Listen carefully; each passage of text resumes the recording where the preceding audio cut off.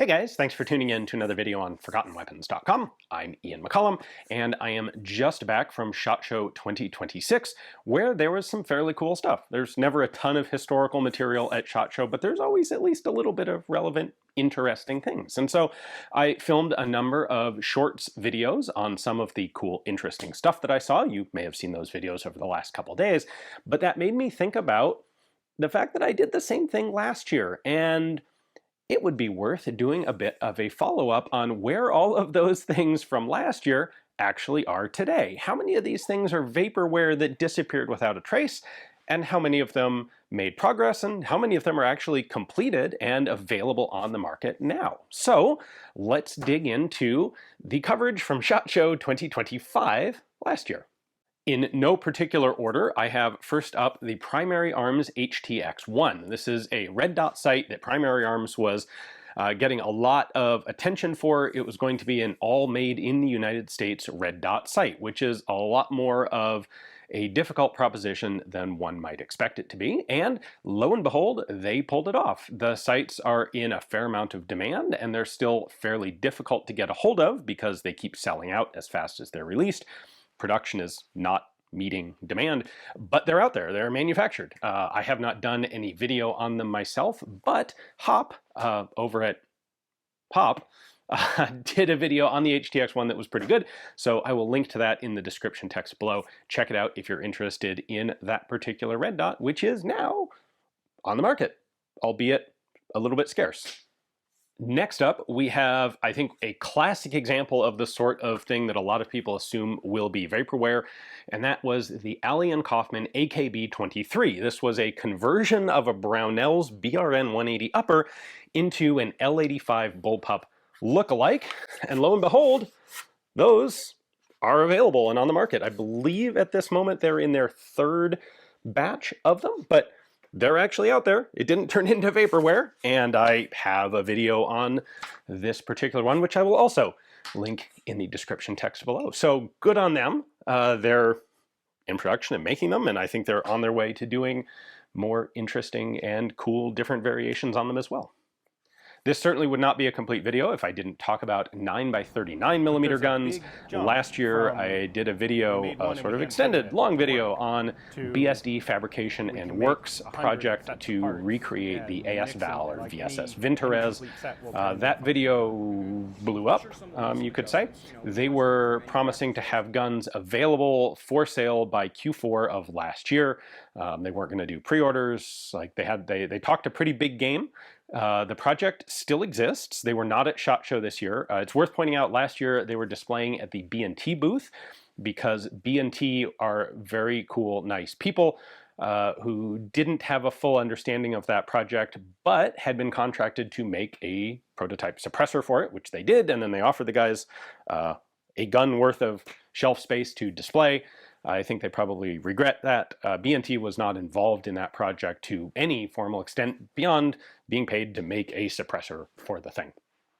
At any rate, the BSD, Fabrication and Works project, does technically continue today. They have obviously, well, they haven't actually produced any guns.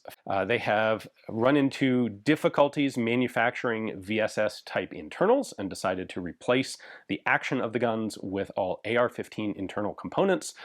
So a bit less, actually quite a lot less of a clone than the guns were originally intended to be.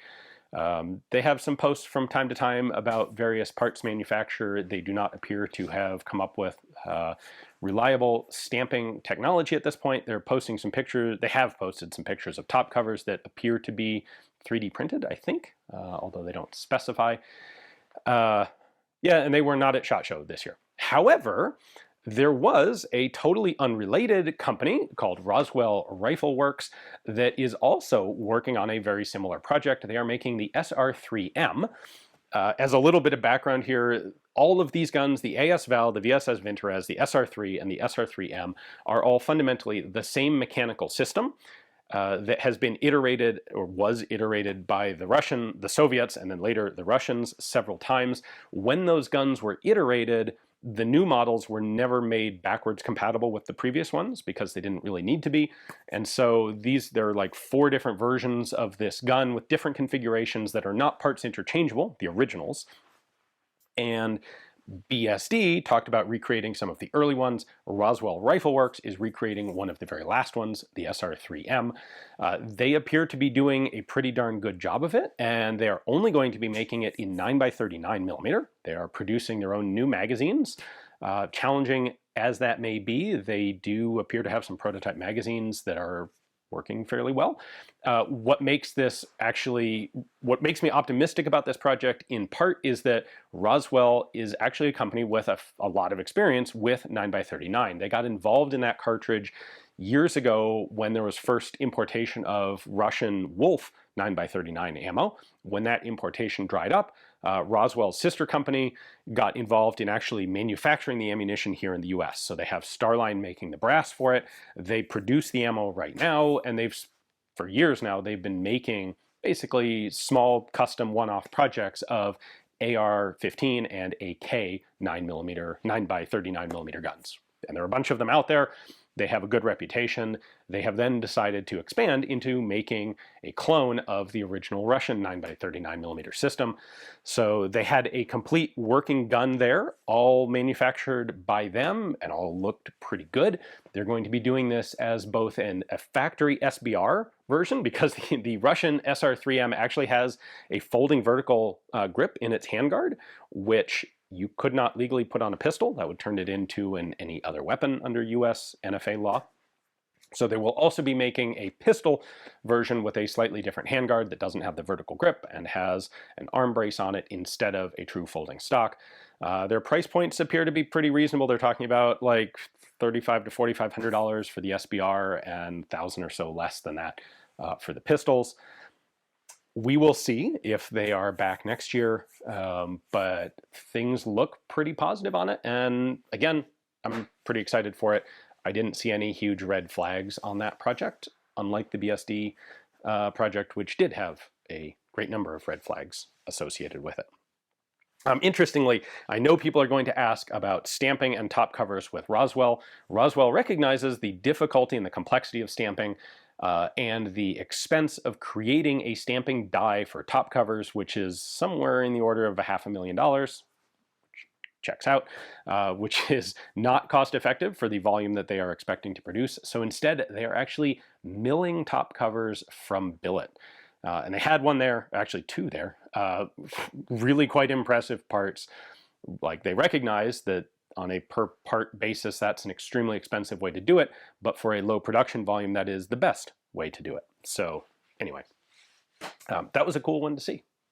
Next up, we have the Insite Armory SVD Dragunov. This was supposed to be a clone of the Dragunov being made in Texas.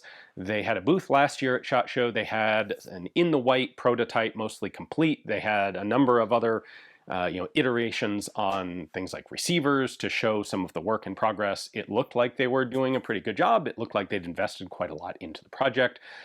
No booth at SHOT Show this year. I took a look at their website, which has all been replaced by a single placeholder page that says that the shop is shut down pending a relocation, which makes me suspect that that project is dead. They did not take pre-orders. No one's out money except for the guys at Insite Armory, who do appear to have invested quite a lot of money into that project as of last year's SHOT Show.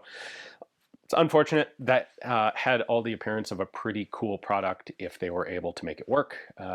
It shouldn't be hugely surprising that some of these projects don't come all the way to fruition. Building a reproduction firearm like that, especially a stamped receiver one, is a really daunting project. It takes a lot of capital investment, takes a lot of time, takes a lot of work, and it's unfortunate when they fail. And to be clear, I don't know for sure that this project is dead, but I couldn't find any talk about it over the past year. They weren't at SHOT Show. Their website appears to be defunct. So I'm not optimistic that we will hear from those guys again. But of course, if you know something more about that, please feel free to mention it in the comments or email me directly. It would be really cool if it was still up and running, but I'm not holding my breath. An interesting one here is the Angstadt Arms Profit system. This is something that they had come up with last year at SHOT Show as sort of a clever way to get the benefits of multiple tax stamps with just a single tax stamp. It was a ported barrel that you had a nested suppressor on. The idea was you could essentially get the overall length of a short-barreled rifle with a suppressor while having technically, legally, a full 16-inch barrel so that you only had to pay one tax stamp on the suppressor. There are some other neat benefits to it. It was kind of a clever system. Angstadt Arms is still very much in business, and they're doing a whole lot of suppressors, especially integrally suppressed 22s, which are pretty cool. The Profit system has essentially been shelved for lack of relevance. Now that there is, now that the tax on short-barreled rifles and suppressors has been dropped to $0, there's really not much motivation to have a specialized system just to avoid the tax stamp, which no longer exists. Well, the stamp exists, but the tax is now $0. So they do still have it. They may bring it back apparently because there are a few other side benefits to it, or they may iterate something similar, but not Vaporware. That's a product that was overtaken by legal practical realities and is no longer relevant or really desirable. One of the things that I was really excited to take a look at this year at SHOT Show was the Gearhead Guns Type 100 submachine gun clone. It is a closed bolt semi-automatic look-alike of a Japanese World War II Type 100 submachine gun, being made in 9mm parabellum using PPS 43 magazines instead of dealing with 8mm Nambu. It's a project from a one-man operation, very cool guy named Charles. Last year, he had ideas and optimism and ambition and an in-the-white, partially made, like, barreled action prototype. This year, he was there again, and he had a complete functioning gun and is cutting parts on his first batch of production guns. He has a pre-order for them, which has already sold out. The price looks to be pretty affordable, actually very affordable for what he's doing. And that project appears to be well on its way to completion. You know, it's never too early for something to go wrong, but I'm very optimistic that we will see him back again next year with dozens, if not hundreds, of production guns out the door, and maybe some cool new project that he's going to take on next. So that was a really exciting one. I did a short on it. I look forward to getting one of the guns when his first batch is complete, and when I do, I will be doing a full video for you guys about it. So that's one of those cool stories. That's a gun that I think a lot of people assumed was going to be Vaporware, never to be seen again. And lo and behold, there he was with lots of progress and right on track to having it complete and on the market. Another one of the really exciting things from last year was SNT Motiv, or SNT Defense, out of South Korea, having very grandiose sounding plans to introduce a whole swath of South Korean firearms onto the US market, building a manufacturing facility here in the US, and reintroducing some classic pieces like the Daewoo K2 and the Daewoo K1A1, in addition to the current modernized versions of those guns that the South Korean military still uses to some extent today. A lot of us were very excited about that. Again, this was a company that seemed to have some really significant plans, and we haven't really heard anything from them since, but they were back at SHOT Show. They actually had a bigger booth this year than they did last year, and they apologized for the delays. Apparently, they ran into both some issues with ATF approvals, which is not hugely surprising, as well as actually more hurdles with South Korean export controls than they were expecting. The designs of these firearms are owned by the South Korean military, and apparently they're having more trouble, or not trouble, but it's taking them longer to get all of the export approvals for those things than they anticipated. So they are still working on a US manufacturing facility, and they are adamant that those guns will be available this year. Apparently DP51 pistols will be the first thing coming, which should apparently be around in just a couple of months, with K1 and K2 rifles by the end of this year. So I was a little relieved to see them there again. I was really pretty excited about that project, and it's nice that it appears to be still on track, although we don't actually have anything in hand to show for it yet. I mean, they had a whole bunch of guns there, but these are all guns that are being made in South Korea already. What we're excited to have happen is to have them released on the US semi-auto commercial market. Last year, there was a really cool collaborative project between PSA's H&R branch, Harrington and Richardson, the guys who, they bought up the trademark for Harrington and Richardson, which went bankrupt several decades ago. And they've been using that trademark to make reproduction H&R M16 variants, and it's a really cool thing that PSA is doing on the historical side of firearms. Well, they collaborated, they hooked up with DS Arms, DSA, to make a clone of the T-48 American-made FAL, which was made by H&R. So that was something that was really neat. DSA was making a number of special custom parts to match what the original early US troop trials FALs had. So different dust covers, stripper clip capabilities, different charging handle, folding winter trigger guards. It's not 100% perfect clone, but it's like an 80 or 90% clone of a gun that we just won't ever get in the US because they were all machine guns, there were a limited number of them, they were just troop trials guns. That was pretty exciting. That project is also still ongoing. Obviously both companies were at SHOT Show this year. They both had, I think, probably the same display guns that they had last year. I talked to DSA about it, and apparently some of the production process, in particular the wood elements, ended up taking them a lot longer than they anticipated. They had to find some different suppliers. They're getting them made in the US, and they didn't give me a specific timetable, but apparently all that stuff is well into production and should be released sometime this year. So that'll be a cool one to see. That's another one where I'm definitely going to get my hands on one of the guns and do a full video for you guys on them when they're available. All right, the last thing that I have to cover from last year would be the Aimpoint COA. I won't go into all the details of the COA. I had a full video that I produced when Aimpoint introduced that site. I'll link to that in the description text below. I really like the COA. A lot of people were very skeptical about it because it is a completely proprietary mounting system. It is engineering-wise a very, very good mounting system. It is better than basically anything else out there on the market, but it is not compatible with anything else out there on the market. And the way Aimpoint chose to introduce this was to give Glock a 1-year exclusivity to the system, both the optic and the mounting system. That exclusivity ended approximately 1 week ago. Aimpoint has been working with other companies to help them develop the cut for the new site.